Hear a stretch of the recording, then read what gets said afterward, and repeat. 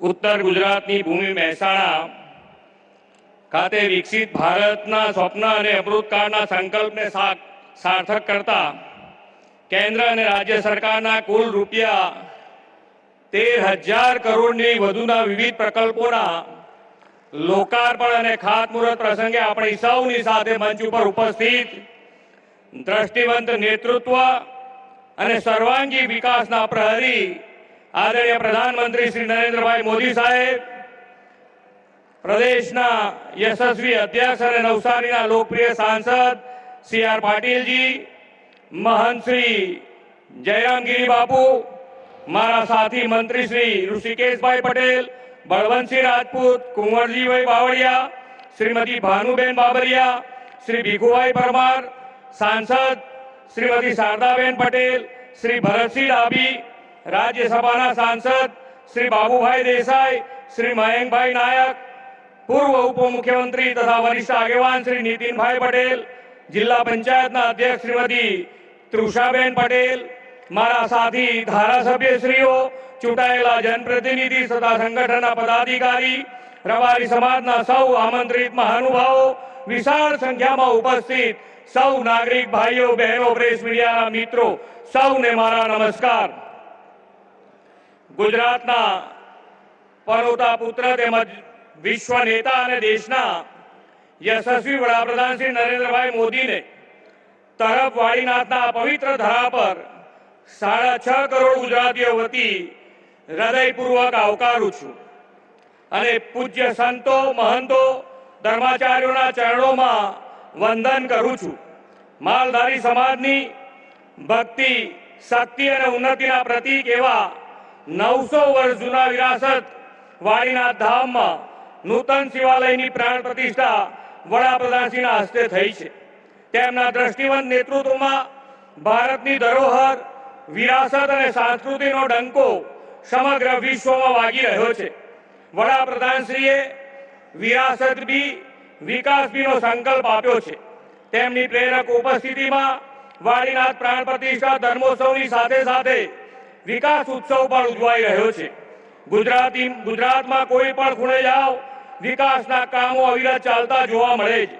આ મોદી સાહેબની વિકસિત ગુજરાતની ગેરંટી છે. વિકાસના કામો નાણાંના ભાવે અટકે નહીં, છેવાડાના અંતરિયાળ વિસ્તારોને વિકાસથી વંચિત રહેવું ન પડે એવી સુદૃઢ વ્યવસ્થાઓ મોદી સાહેબે વિકસાવી છે. જે કામો થાય તે લોકોની અપેક્ષા મુજબના અને ક્વોલિટી વાળા થાય. કામો માંગવા લોકોને સરકાર પાસે જવું ન પડે, પણ સરકાર સામે ચાલીને લોકહિતના કામો કરે એવી વિકાસની રાજનીતિ મોદી સાહેબે ઊભી કરી છે. સૌને ભરોસો છે, વિશ્વાસ છે કે મોદી સાહેબ છે એટલે એમને જોઈતો વિકાસ મળશે જ.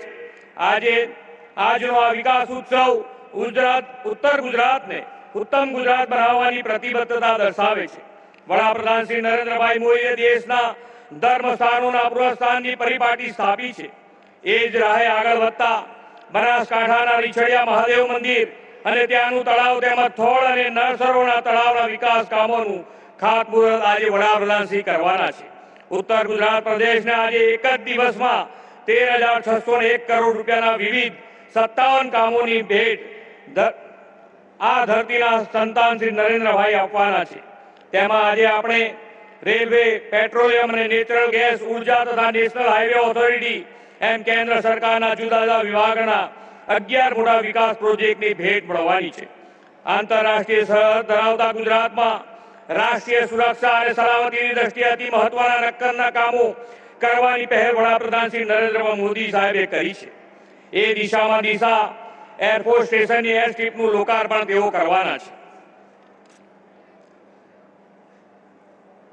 વડાપ્રધાન શ્રી નરેન્દ્રભાઈ મોદીએ રાજ્યમાં રેલવે અને રોડ નેટવર્કના ઇન્ફ્રાસ્ટ્રક્ચર સહિત વિકાસના કામો આપીને વિકસિત ભારત માટે વિકસિત ગુજરાતના નિર્માણની આગવી દિશા દર્શાવી છે. રેલવે અને હાઈવે જેટલો જ મહત્વનો છે હાઈવે એટલે ઇન્ટરનેટ. ભારતના 6.5 લાખથી વધુ ગામડાની 3.5 લાખ જેટલી પંચાયતોને ઇન્ટરનેટ કનેક્ટિવિટી આપવાનો પ્રોજેક્ટ ભારતનેટ વડાપ્રધાનશ્રીની પ્રેરણાથી શરૂ થયો છે. આજે આ ભારતનેટ પ્રોજેક્ટના ફેઝ 2 ના રૂપિયા 2042 કરોડના વિકાસ કામોનું લોકાર્પણ તેઓ કરવાના છે. વડાપ્રધાનશ્રીના નેતૃત્વમાં દેશના પાછલા 10 વર્ષમાં જે સ્પીડ અને સ્કેલથી વિકાસના કામો થયા છે તેનાથી વિકાસની આખી વ્યાખ્યા બદલાઈ ગઈ છે. મોદી સરકારની વિકાસની આ ગેરંટીને ગુજરાતની જનતા જનાર્દન હૃદયથી આશીર્વાદ આપતી રહેશે તેવો મને વિશ્વાસ છે. આપણે સૌ સાથે મળીને શ્રી નરેન્દ્રભાઈની પ્રેરણાથી વિકસિત ભારત 2047ના નિર્માણમાં વિકસિત ગુજરાત બનાવીને સહયોગ આપીશું તેવી ખાતરી વડાપ્રધાનશ્રીને આપું છું. ફરી એકવાર આપ સૌનું સ્વાગત કરી વિરમું છું. ભારત માતા કી જય. વંદે માતરમ. જય જય ગરવી ગુજરાત.